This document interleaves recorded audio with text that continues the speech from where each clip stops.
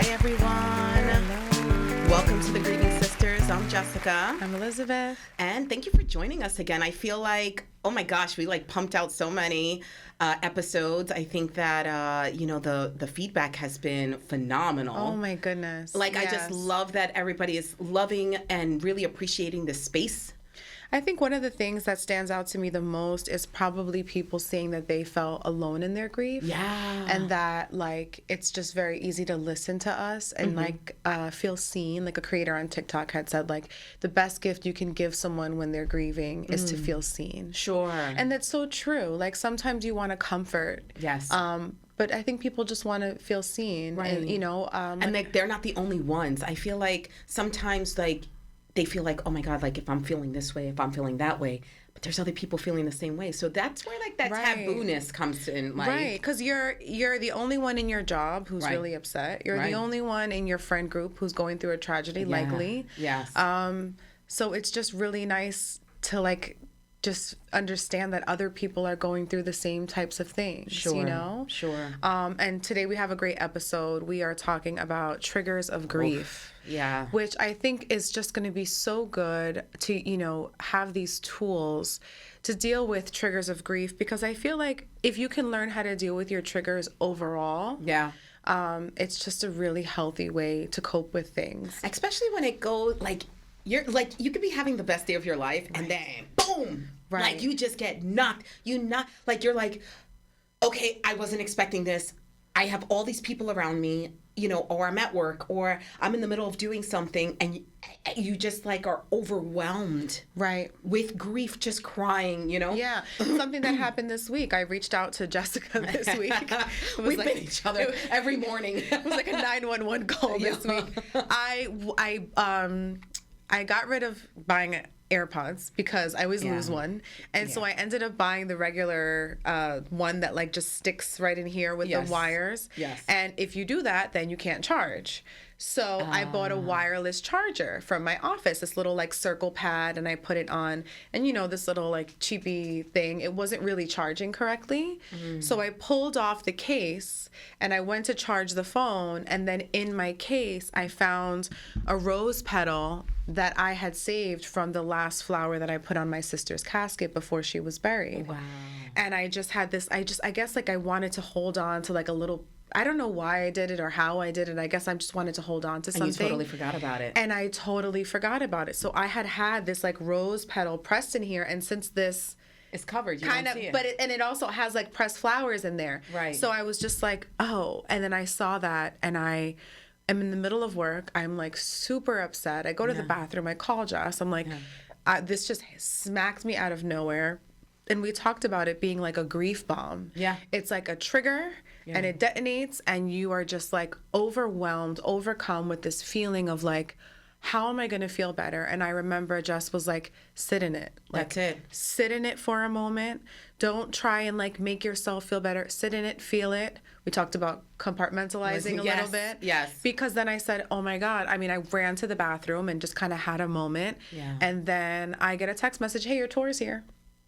Remember? And then I text you. I was well, I have to go into sales mode because I have to rent this apartment. Compartmentalize. And then what did I tell you? I was when you get an opportunity, when you go in the car, listen to her favorite song and just really just feel what you were feeling, because I feel that, sometimes when you do get those triggers, I feel it's them saying, hey, don't forget about me. Right. I'm still here. I'm still here. Yeah. Someone did say that. They said, well, that's little ways that she's letting you know she's still here. Right. But I think if you can deal with the trigger in the moment by trying to do something that makes you feel a little bit more calm, listening to a song. Right. You can either do something that helps you feel calm, or you can do something that helps you feel connected to them. Right. Right? Correct. Yeah. If you're home and you have a photo of them, or listening to their song, or whatever makes you feel a little bit closer to them, maybe you start to set up a visit. Maybe you want, okay, you know what, maybe this is her telling me she wants me to see her today, or something like that, you know?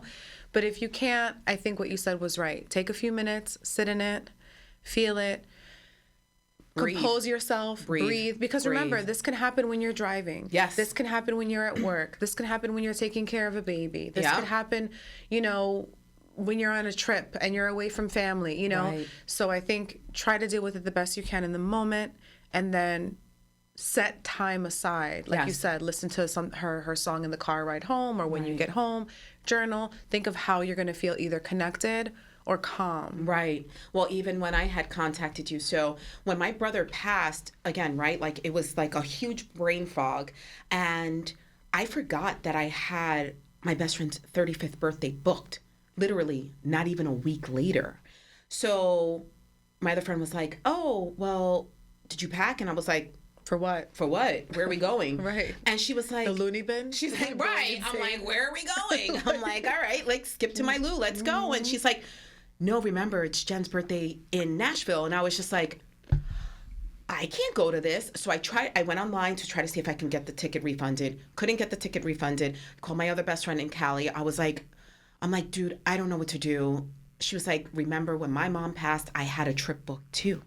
She was like, your brother would not have want you to cancel it, go on the trip, just like you told me, and I enjoyed myself when I went. Yeah, find the joy. Find the joy, right. So I went, and when I tell you, I can see, like, I could look at my picture from that day, from when we went, like, we were just taking a lot of, like, group photos. There was a lot of girlfriends, a lot of talk, and I could see the difference. Like, you can see the pain on my face. It didn't look like me. Right. So with that being said, we get to Luke's, and eventually I'll post it on. It was so beautiful. Like I'm this a big. This is the song, right? Yes. Yeah. So it was like a live band, like truly live band.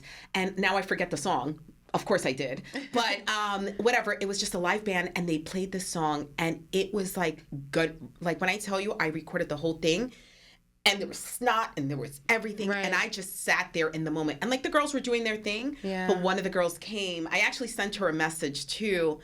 The other day, like, hey, thank you for being there and supporting me in that moment, because I just needed that. Yeah. And I was just there, and I was in the moment. I was like, thank you for that sign. Like I just needed to hear that. And it so happened that like I was looking through those pictures, because I think I wanted to send you a picture of something, and I saw the video and I watched it for the first time, literally in almost 6 years. Yeah.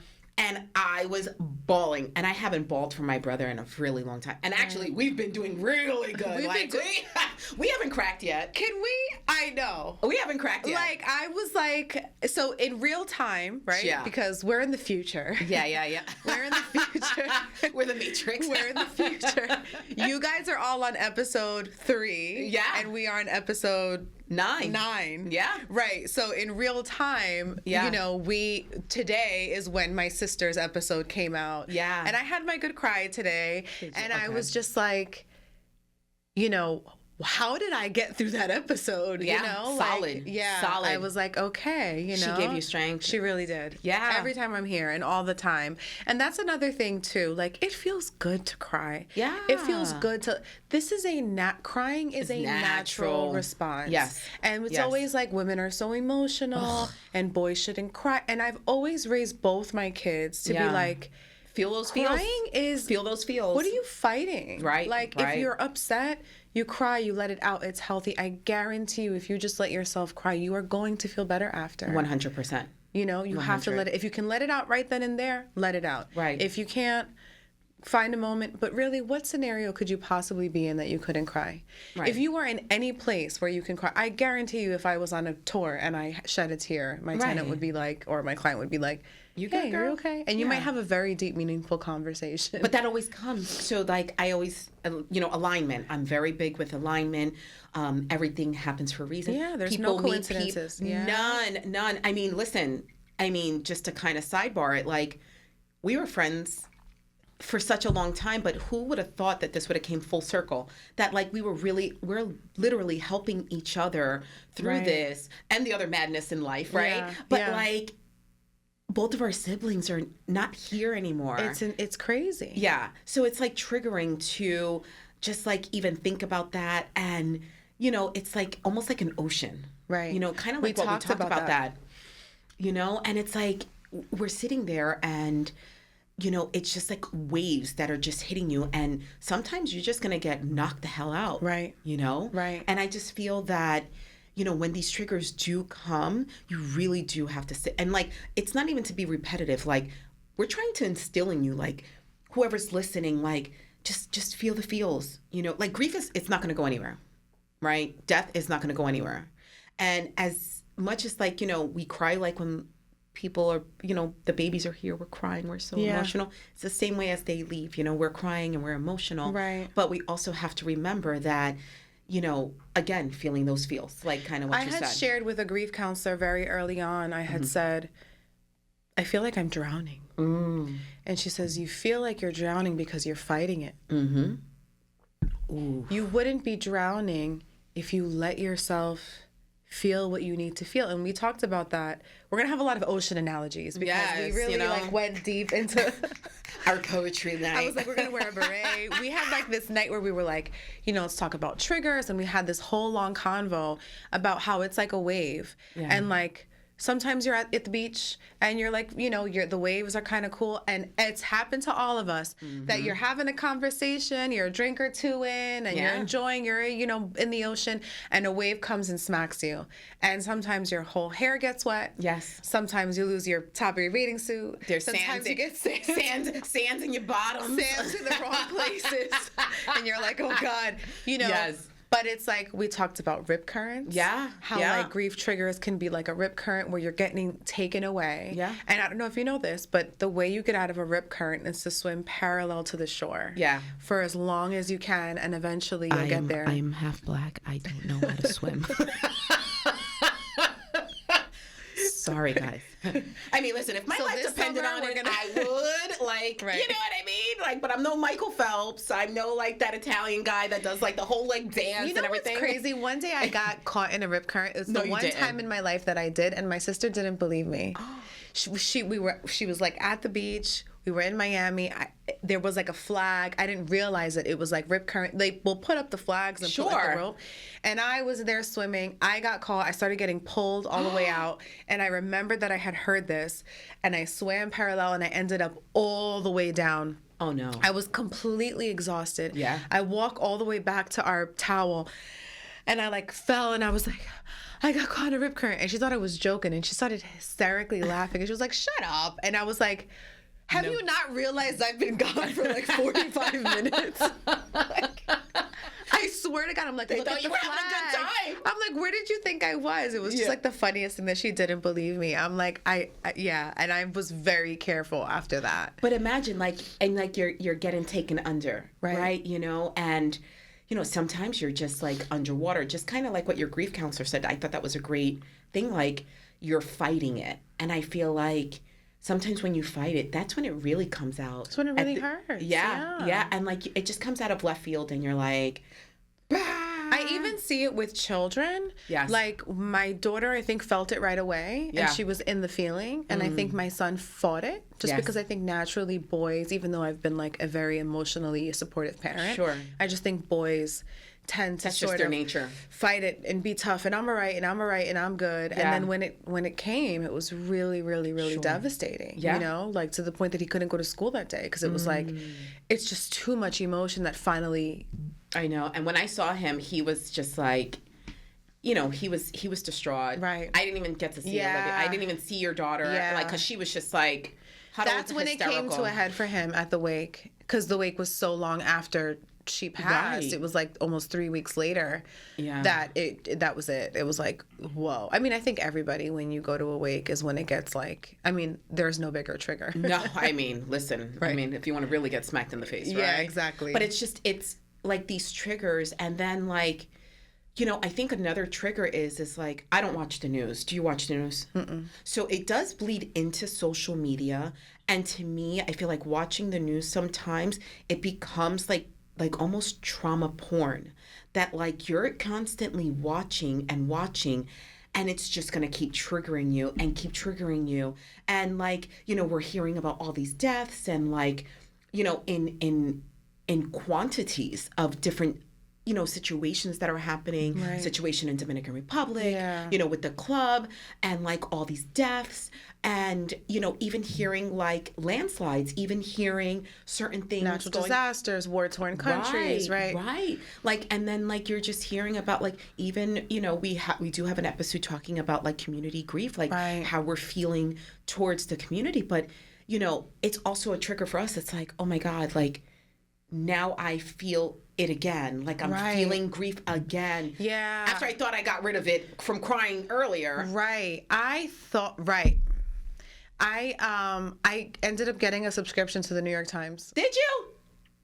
Because if a newspaper comes and I want to learn a little bit about what's going on, I can't I just that right now? Yes. And I'm going to move on. And I used to read all of it, like CNN and be on all of that news. Listen, I knew all the anchors. And you couldn't tell me anything. Yeah. And I'm like, I know. That's another thing, knowing your triggers, right? I know that if I keep scrolling through TikTok and I know that I'm watching all of this stuff about Dominican Republic and people who are like, grieving. Where is my knowing that there's been a tragedy and you can't get to that person? It's awful. Like, that's how I felt. And I was like, I know how especially these people feel. Yeah. Well, even so, and, you know, just to kind of even bring it to full circle, like, sometimes when I smell, like, I could be in, like, a room and nobody smokes in my house. Like, we're not smokers, nobody's smokers.